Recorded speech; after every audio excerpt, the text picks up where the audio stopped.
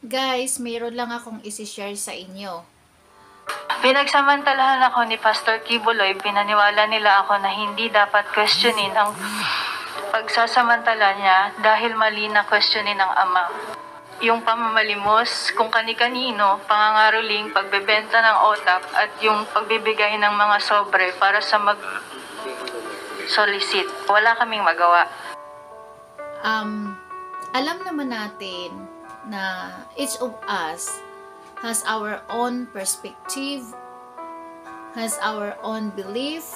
May kanya-kanya tayong paniniwala, may kanya-kanya tayong pinanampalatayaan, meron tayong kanya-kanyang pananaw sa buhay.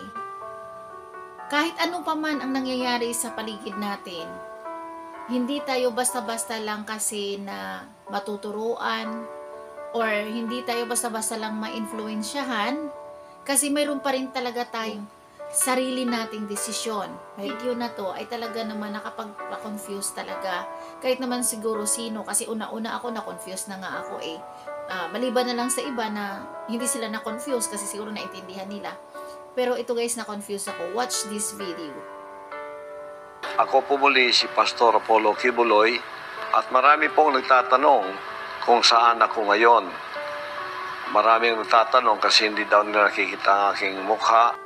Ito ang bagong audio recording ng founder ng Kingdom of Jesus Christ na si Pastor Apollo Kibuloy. Kamakailan lang nang aminin niyang nagtatago siya dahil sa umano'y banta sa kanyang buhay. Hindi niya pa rin sinabi kung nasaan siya ngayon. Ay sumusunod sa isang sistema ng donasyon na tinatawag na tithing. Ang konsepto ng tithing ay simple lang. Ang donasyon na ibibigay mo ay dapat 10% ng iyong kinikita. That is the tithes. Matigas ako sa pangangaral ng tithes. Hindi ka lang magbigay ng yung tithes, magnanakaw ka na. Pagkatapos magbigay ka ng tithes, huwag mo na baguhin yon because that is already God's will. Siya na ang nag-decide kung magkano ibibigay mo. Tithes, 10%. Kung ikaw naman ay may magandang trabaho, ay bibigyan ka ng financial quota o fixed donation. Itong halaga na ito ang kailangan mo ibigay.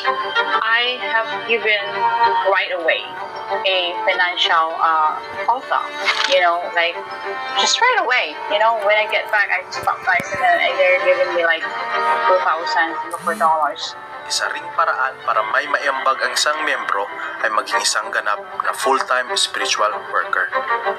Ang spiritual worker ay ang mga taong nasa loob ng simbahan na nagtatrabaho para sa kanya. At sa tuwing matatapos ang isang event, kinukumbinsi ang ibang miyembro na maging full-time spiritual worker ni Kibuloy. Kadalasan, mga teenager na miyembro ang kanilang kinukumbinsi. Sinasabihan sila na baka ito na raw ang kanilang great calling. Towards the end of the events, there's encouraging a message that whoever want to join and become a full-time worker, it's going to be a great calling. This is the best calling of your life because you're going to be serving the best which is the Lord Jesus Christ. Ayun, merong isang tao na nagbigay siya sa akin ng isang verse. Binigay niya sa akin yung verse na yun. Tapos yung binasa ko yung verse, tapos yung meaning ng verse, dapat hindi hindrance or maging reason sa'yo yung personal life mo sa pagsiserve mo kay Lord. Kasi dapat mas unahin mo ang Lord before sa personal life mo.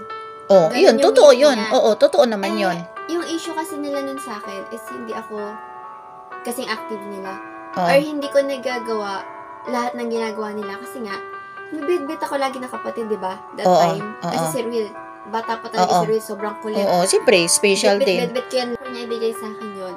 Ang issue talaga nila sa akin is yun nga, na hindi daw ako active.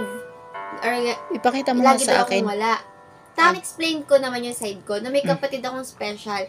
And hindi siya madali. Ang mahirap kasi, hindi nila ako naintindihan kasi nga, wala sila sa situation ko. Oo, tama, Lalo pa tama. that time, na si Ruhil sobrang grabe, Oo, diba? sobrang Uncontrollable, likot. Oo, diba? sobrang likot. Tapos hindi nila ako maintindihan nun. Tapos yun, basta niya na nang binigay sa akin yung verse na yun, without thinking, hindi niya man lang muna tinry na ilagay niya yung sarili niya sa kalagayan Oo, ko. oo.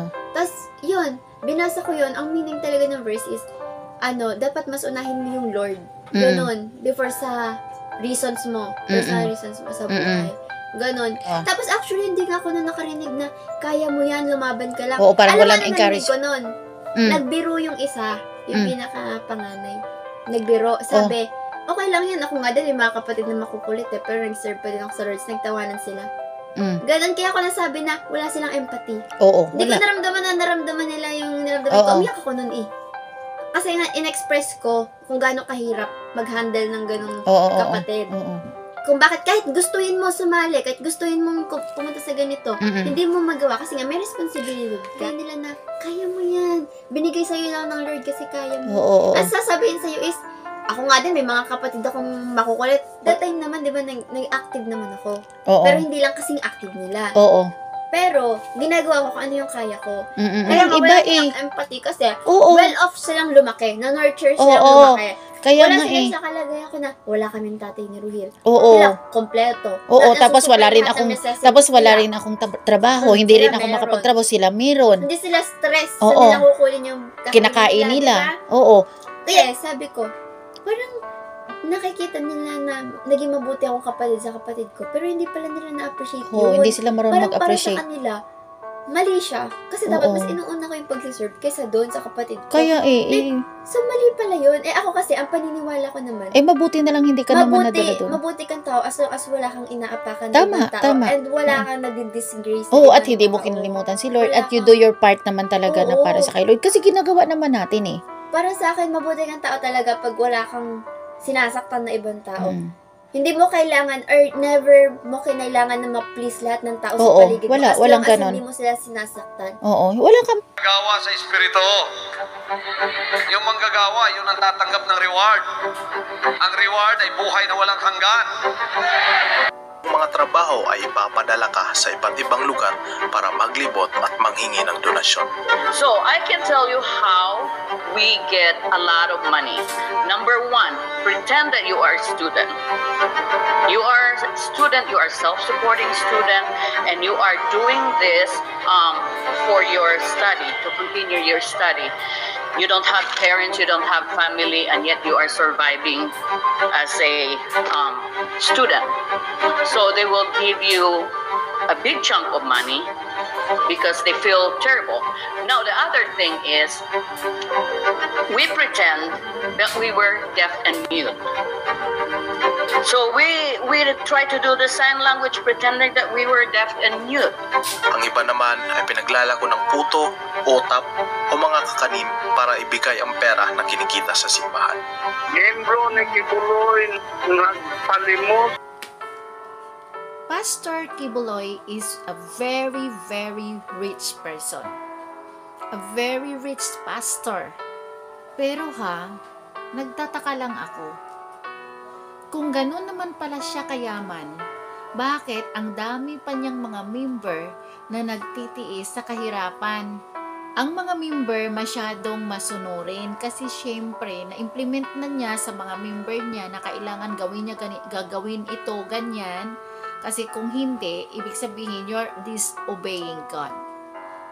Ikaw yung nasa taas, ikaw yung leader, lahat ng mga nasa baba, lahat ng mga member mo ay assets mo, yumaman ka. Wala namang pagkakaiba niyan sa mga nagninegosyo talaga Pero ang mga nagninegosyo talaga, sila ay nagsasahod. Sila ay nagsasahod talaga sa kanilang tauhan.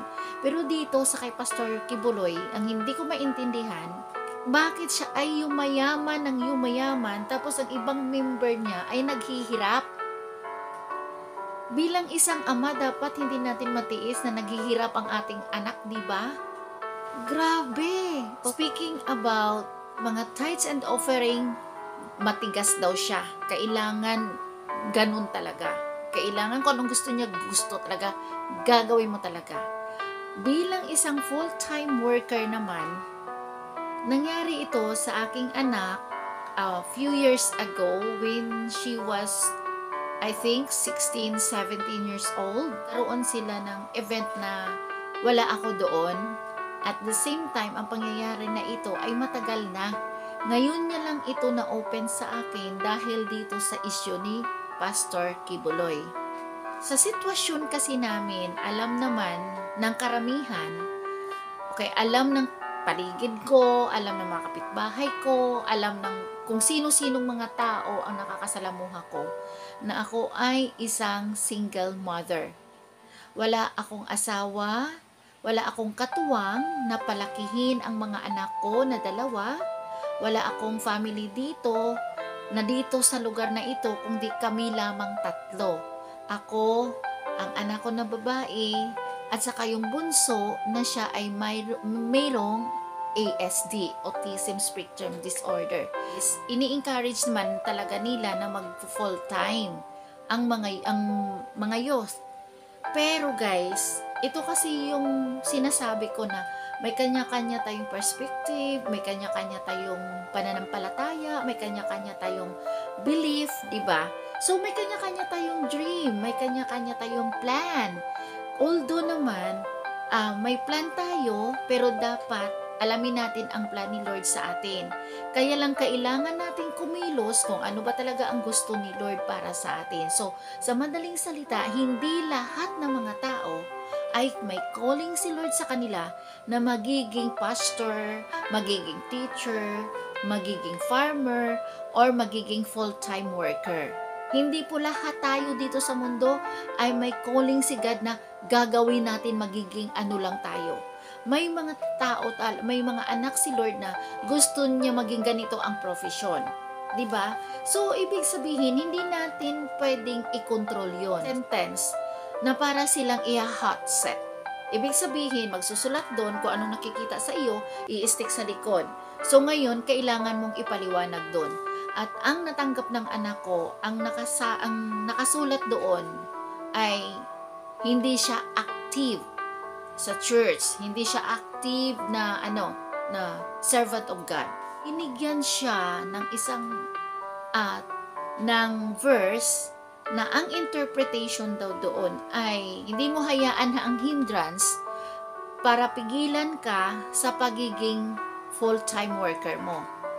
Ang tanong, nagsabi ba ang anak ko sa kanya na gusto niya maging full-time worker? Hindi rin. Dahil ako walang inaasahan na family ng tatay nila na kung in case man may mangyari sa akin, may pwede akong iwanan sa kanila. So, wala akong aasahan sa bagay na yan. Kahit sa family ko, hindi rin ako pwede mag-assume na pag may mangyaring masama sa akin, I have to hand over my children to one of my family member kasi pwede ko sila pagkatiwalaan. Hindi ko pwedeng gawin yan. Ginagawa ko ay to train them to be independent, especially my girl. Dahil siya yung ate, so I have to make this plan na kailangan mayroon silang bonding na 2 silang magkapatid. So which is ang bonding nila na maasahan ko, mapagkatiwalaan ko, na alam ko na secure sila pag nasa church. Pag nasa church talaga sila, kasi ang halos lahat ng mga member dyan sa church ay alam ang status ko. So, yun lang ang binibigay ko na pwede silang umalis, mag-tricycle, at magpunta doon para na banding nila yun at the same time nakikinig sila sa preaching. Pagdating ng araw, at least alam na nila pangalagaan ang sarili nila. So, wala namang masama doon, guys. Diba?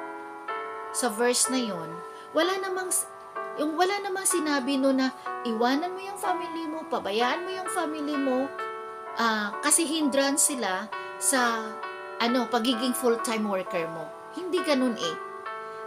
Unang-una guys, bilang isang Kristiyano, nangunguna doon ang family relationship. Nangunguna doon ang kay Lord God relationship, which is nandun tayo bilang isang pamilya, bilang isang magkapatid sa Kanya. Pangalawa, hindi tayo hahayaan ni Lord na magkaroon tayo ng anak, magkaroon tayo ng sarili nating pamilya, kung hindi pala natin kayang gampanan. That is a challenge ni Lord sa atin, kung paano natin gampanan ang responsibilidad na ibinigay niya sa atin bilang magulang. Diba? At wala doon nakasaad sa Bible na talikuran mong family mo, hindi mo intindihin ang family mo, at full-time worker ka. Kasi nga wala nga ang calling si God na lahat tayo magiging full-time worker or teachers or pastor or pare man or whatever. May kanya-kanya tayong destiny sa buhay. May kanya-kanya tayong profesyon. Kumbaga. So, na-offend ang anak ko doon kasi yun yung, ayan, sinabi niya sa video nga na hindi nga niya ako tinanong na okay ka lang ba? O kamusta ka? Na sinabi niya rin doon na sana nilagay niya na lang yung sarili niya sa akin. Instead, anong ginawa? Nagsabi pa ang kuya noon, ang panganay, na ako nga may mga kapatid ako na ganito, ganyan. Pero they didn't look at properly the situation. The children doesn't have a father. Na kailangan namin mag-teamwork dito sa loob ng bahay, sa labas ng bahay, para as a complete family. Na hindi nila inisip kung ano ang ano yung ginawa ko para maparamdam ko sa mga anak ko na kahit wala silang tatay, they are full of love from me. Diba? Kasi ang pangit nun hindi mo pwedeng persahin, hindi mo pwedeng i-manipulate, or hindi mo pwedeng diktahan, or i-brainwash ang isang tao na ganito lang ang kaya niyang gawin o ganito lang ang gagawin niya. At hindi mo pwede itanim yan sa isip ng isang tao na gagawin mo ito kasi kung hindi mo to gagawin, hindi ka magiging anak ng Diyos, magiging makasalanan ka, nag-disobey ka sa Kanya at hindi ka makaakyat sa langit. Wala naman sinabi si Lord na pag hindi ka mag-full-time worker, hindi ka makaakyat sa langit Yan nga. Leader nga, nakakagawa ng mga ganong bagay Leader nga may akusasyon pa sa kanya na nang-rape siya. Imagine multiple case of rape case ang ginawa niya. Ikaw pa kayang just an ordinary person? We cannot claim that we are son of God kung tayo pala ay may ginagawa sa sarili natin, may ginagawa ng hindi tama. Look at Puloy. He is claiming a son of God, but he is hiding himself from the batas. He is hiding. Hulaan nyo kung nasan ako at kung sino sa inyo makahula kung nasan ako, merong reward. My God, ipagdasal na lang natin siya na safe siya. Ipagdasal na lang natin na sana lumambot ang puso niya para sumuko na lang siya or humarap siya sa akusasyon sa kanya. Hindi na natin kailangan hanapin yon. Man, why should I find that person for just 1,000 or kahit 100 man yan or 1,000,000 man yan? I would never do that. Kasi bilang isang Kristiyano din, ipagtiwala natin sa Kanya ang mga bagay na yon. Diba? So, dapat unawain natin ang ang kapwa natin, hindi sa lahat ng bagay na gusto natin sa isang tao ay gagawin. Remember guys, we are not a decision maker.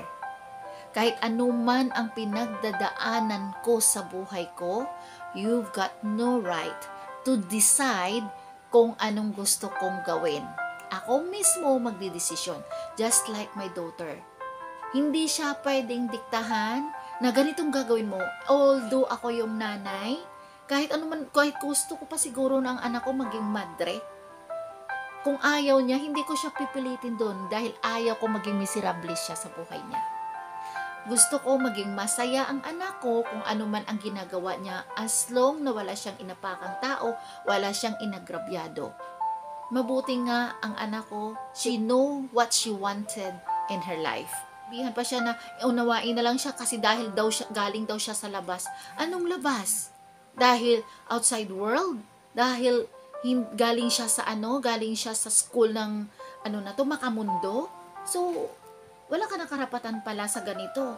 Anyway guys kung tayo ay full of knowledge spiritually, alam dapat natin kung paano natin masaktan ang puso ng tao. Paano dapat tayo magsalita na hindi basta-basta nakaka-offend, nakakasakit sa kapwa. Thank you for watching.